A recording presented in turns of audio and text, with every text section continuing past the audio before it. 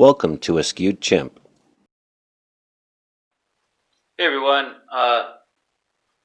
okay, the video I'm gonna show you, I actually shot quite a while ago, like a long time ago, and I thought about remaking it so that it was current because it's pretty shaky and I'm holding the camera in odd ways and stuff, but I thought it would be interesting to kind of see how far I've come just in terms of camera work and understanding what I'm recording and what I'm putting out for you guys to watch. And so I thought that I would go ahead and show you the old video and not remake it and modernize it. So it is a little bit shaky and I apologize for that, but it's what I made when I first started becoming interested in sharing my videos with you all. So bear with me. And what we'll be showing you is the Supernova 2 chuck, the chuck that I purchased originally to work on my lathe with. It came with some other stuff that I'll explain to you in the video, but this is the one that I actually sought out and paid for. And here it is now, all nice and broken in, filthy, you know, dirty working, a working chuck that's got dust and stuff stuck all over it. Anyway, I'm really happy with it. I'm still happy with it. And I don't think the price has actually gone down at all on this thing. So I've had it for quite a while now, and apparently it was a good investment. In any case, let me turn that over, and we'll show you the other video. We'll show you the old video. Let me quit jabbering, and you guys can watch the video I made a long time ago. Just so you all know, there are steps you're supposed to take in order to maintain this chuck. And the best video I found on the net for this belongs to a gentleman named Hendrik van Taak. And I'll go ahead and link you to his video about maintenance in the description. Hi everyone, and welcome back to a Skewed Chimp. I wanted to go ahead and take a minute and show you the chucks that I was using, or that I will be using. One is the spur center, which comes standard with the lathe that I got, the Nova 162444. Comes standard with it. And spur centers are your basic spur centers. You pound them into the butt end of a piece that you want to work with, and then you throw it on the lathe and you start turning. One of the issues that I have with just using a spur center, though, is that this is a piece of walnut, for example, and you can see that I've tried to use the spur center, but it won't bite in. And I know that you're supposed to cut into the pieces, the end grain of the hardwoods, and do two lines, one up and down and one across, in order to help the spur center bite in. But A, that doesn't seem very stable to me, especially as I move into the larger pieces. That probably won't be all that stable. And B, it just doesn't seem like it bites into the walnut very well at all. And it seems like extra work too, that I have to cut things into it in order to get it mounted, whereas some of the other options will work more quickly and easily. This is the 3-inch faceplate that also comes standard with the lathe, and they were included on my lathe. But you can see that in this case, at least, it's too small, or it's too big. The faceplate is too big for mounting blanks, and this is a pretty good sized blank. I've turned it down from a rectangle into a slightly smaller, rounder stick, but it's the piece of wood is too small to be mounted on this faceplate. So I'd either have to glue it, or I'd have to glue it to a piece of waste wood or something in order to get it mounted. And then that also doesn't seem all that secure, especially as I move up with larger objects.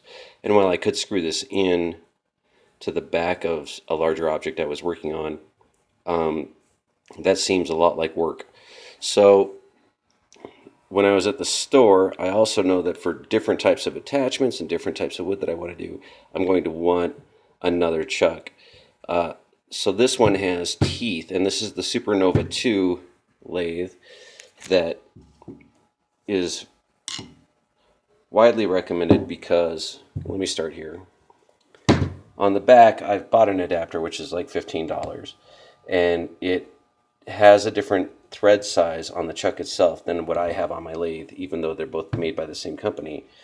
but with an adapter, I can make it work on my lathe, and then I can keep the chuck no matter what kind of lathe I have if I decide to buy a different lathe or if I upgrade or what have you. Then rather than buying a different chuck, I can just buy a different adapter, which is $15 or $20, whereas the chuck was like $183. The chuck consists of these 4 teeth, which you can tighten or loosen as needed to grip a smaller piece of wood. And in this case, it works pretty well with my piece of walnut that I was showing you a second ago.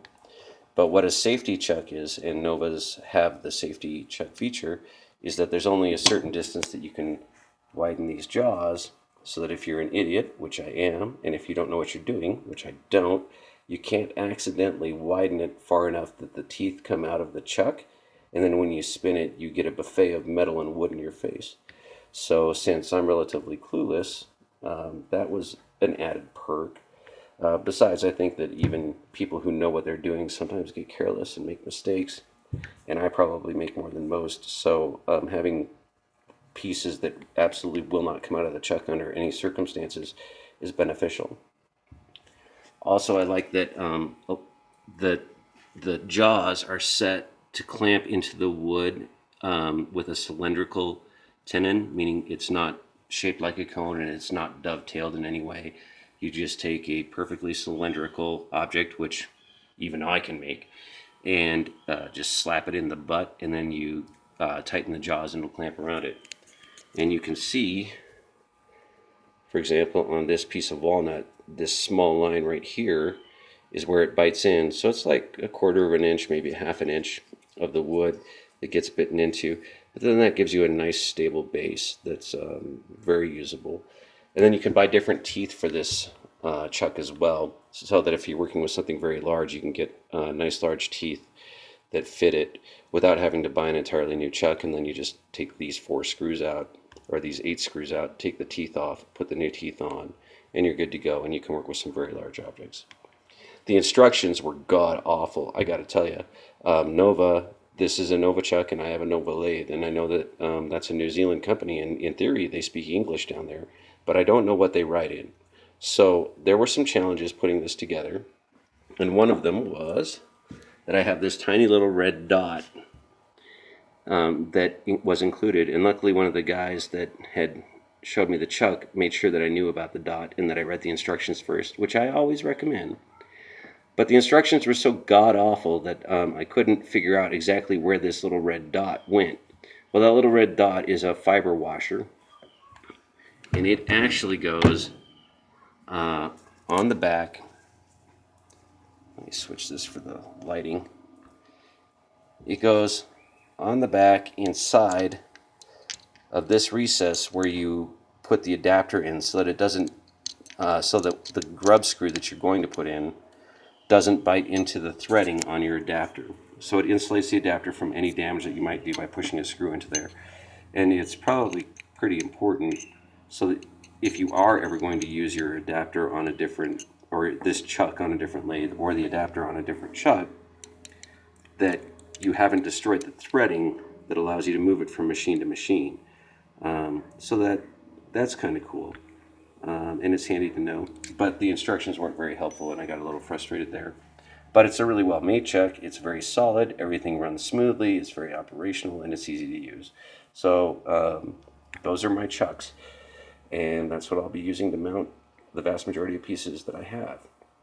Oh, and the Nova chuck also included this wood screw, which you can drill a hole into the back of a piece, and then put the screw in, and then this will mount into the front of the teeth,